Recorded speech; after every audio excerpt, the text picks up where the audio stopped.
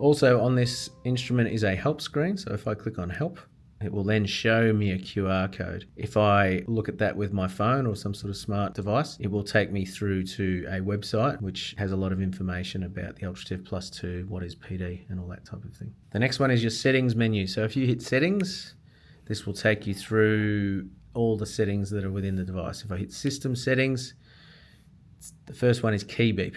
At the moment, if key beep is turned on, you can hear a sound whenever I click one of these 4 buttons. If I turn that off, you can't hear a sound. So that's what that one does. Display brightness. It'll go from 10% all the way up to 100%. If I turn it up to 100, it will be very bright. If I turn it down to 10%, it will be very dull, as you can see. Now, a good way to conserve your battery, if you're getting towards the end of the day and your battery's starting to run out, just put that down to 10% and that will help conserve battery life. I'll just turn it back to 50% for this. Now, language, we have many different languages that are within the device and you can choose whichever one you need.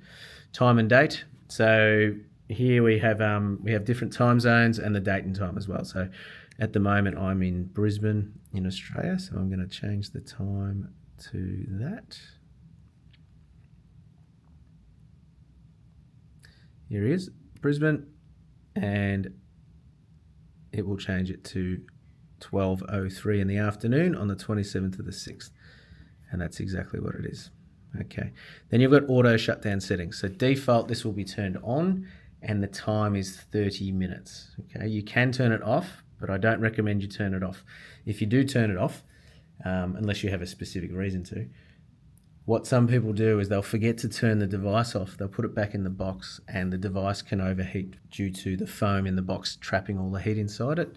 So that can damage the device. So what I recommend is leaving it on, and the default setting is 30. You can change that to whatever you want within the minute ranges, but 30 minutes tends to work well. Okay, so that's the first set of settings. If we go back, let's go to measurement settings. So measurement settings are things to do with when you're actually taking a measurement. So alarm mode, if I click alarm mode and turn that on, if I then get a high reading, so if I go to ultrasonics and make a bit of sound, you can hear the device squeaking at me or making a sound whenever that number goes red. Okay. So that's what alarm mode does. By default, it is set to off, but some people like to use that.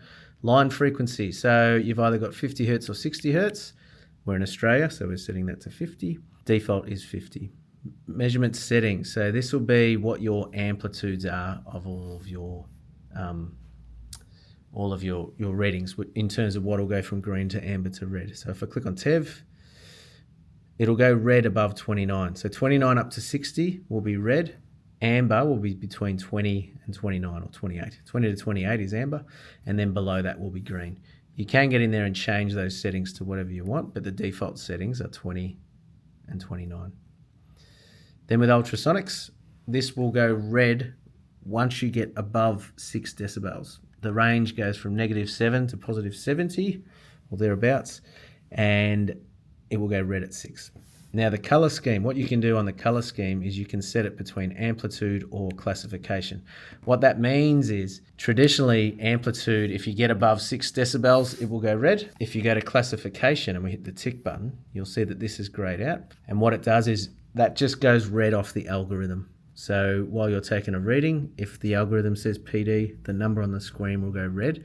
And also when you're viewing it in the software later on, it will be red for you. So the default setting for that is amplitude, but you can set it to classification, which I like to do. Next one is cable PD. So cables, when you're doing HFCT tests, will have certain allowable limits within the device, recommended limits. And what we've got here is for polymeric cables or plastic or XLPE or whatever rubber it's made of, what we have as a default setting is it'll be green up until it says 250 picocoulombs, amber until 500, and then above 500 picocoulombs it'll be red.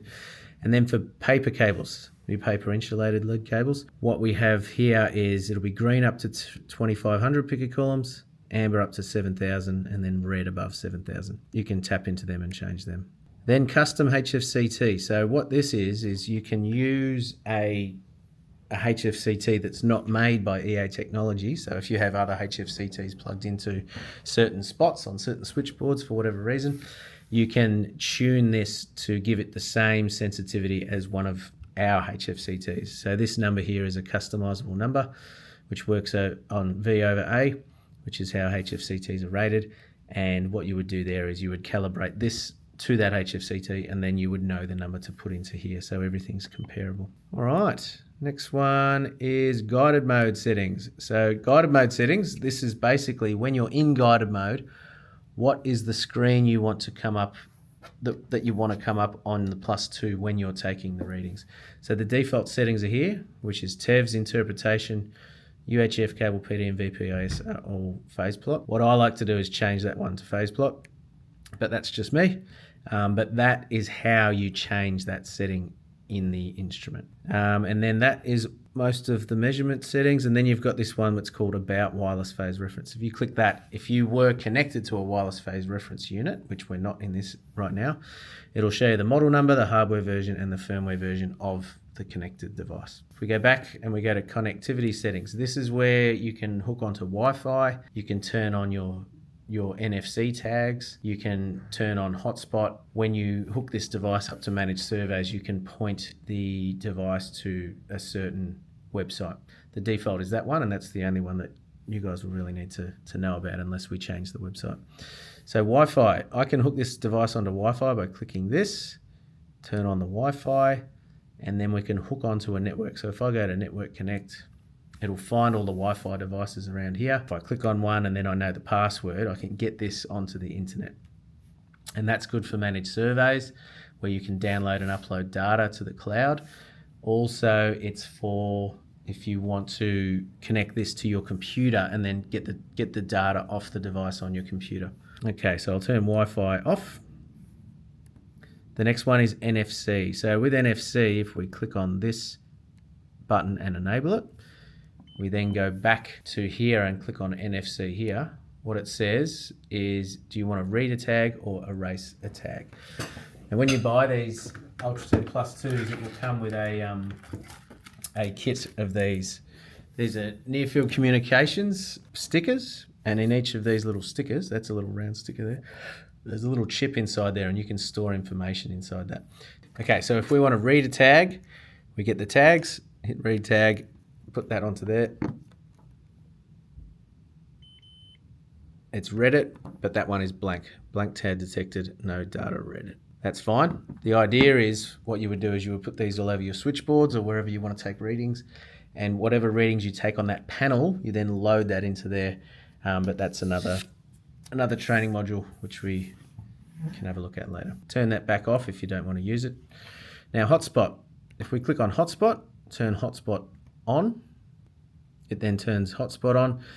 It will give out an SSID of UltraTEV Plus² 04850. That's this individual one because this is the serial number of this device is 4850, which we can see on the back there, which it says 4850 or 04850. And then there's the password to log into that. Okay, so what you do with this is you can connect this to your phone or any smart device. The easiest way to connect up is you hit this button in the corner. It will show you a QR code. What you then do is you look at that QR code with your phone. It will sync the device to each other. You don't have to type a password in. Then what you want to do is go to a web browser on that device and type in this number here, which is 192.168.11.1. Hit OK, and then it will sync up to here. From there, you can take photos with your smart device or videos or load files back into here. And any of that information that comes back to here will get saved in the survey file, which you can then later open up. Okay, so we'll turn hotspot off for now. And then there's the substation 360 URL. You never need to change that unless you want to point it specifically at another website, so don't worry about that. The next one is About. So if we click on the About button here, this tells you all the information about the instrument. So this instrument is a hardware version 8. We're running software version or firmware version 5.0. The serial number of this device is 04850 and the calibration is due. So we recommend yearly calibrations for these, and this one is due next on the 13th of the 5th, 2026. Now, if you want to download latest firmware, you need to get that firmware onto your device, or you can download it over the internet. So if I click this button here, that's the download firmware one. It says please plug it into the mains because we need to be charging it while we do a firmware upgrade, because we don't want the battery to die while we're running the upgrade. So I'll just get some power to it. Okay, so this is how you charge up an instrument. You plug this into here very gently, and this light comes on underneath here. Okay, so now that we're plugged into the mains, we hit OK, try it again. Now, this is where it says, do you want to check the web for updates or check the micro SD card for updates? If you got the file and put it onto the micro SD card, you would click this button. It says it's checking for updates. Once it's found the latest version, all you have to do is hit the tick button and then it will go through and update everything. I'm not going to do that now because it's pretty self-explanatory. The other way to do it is check the web for updates. So if I click check web for updates, it'll see that I need to turn on my Wi-Fi. I need to put a password in to hook onto a Wi-Fi network. Once you've done that with the Wi-Fi, it'll ask you to just log in with your account username, which you can just punch in your username and password, and then it will download the latest software from the internet for you. And then you've got a reset button under the settings. So if I go to reset, this will reset all settings back to factory defaults. That's the top one there. I'm going to hit no, and then reset all users. So when you guys log into this instrument with your username and password, if you want to just clear all of that out of the memory, you can just hit yes, and that will get rid of everyone that's ever logged into this. And that is your settings menu. Okay, so the file menu, if I hit file, this will show me everything that is on the micro SD card at the bottom of this instrument. So at the moment, there's an SD card in the bottom there. That is the hard drive for it. To take that out, we push it in and it pops out. I'm not going to do that now because everything's turned on. We should only do that while it's turned off. But this will basically show you everything that's on that SD card there. And it proves that it's working for you because it can read it. You can get in and delete things out of here.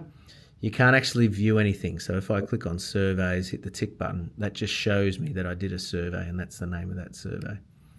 And it shows me all the files that are underneath it, okay? But it won't let me look at anything. Next icon is the function check icon. If I click that button, I have the option to turn on 4 different function checkers. So if I turn on the ultrasonic test source, that will now start pumping out a bit of sound. If I go back to the ultrasonic reading, it will say the function check is currently active. I hit OK, and it will tell me that I've got 37 decibels of sound being pumped out by my function checker. Proves the function checker is working, and it proves my microphone's working. And it does that with all the different devices. So we've got a TEV source and a cable PD source. I'll turn them all on. If I go back to TEV, look at it, it gives me a warning. It says the function check is currently active, and it's telling me 30 decibels, 61 pulses. And the phase plot for it looks like this. It's just a thick line of noise. And that's what that function checker does. You'd use this if you aren't sure when things are working. Same with the cable PD test source. If I plug the HFCT in, it would give me that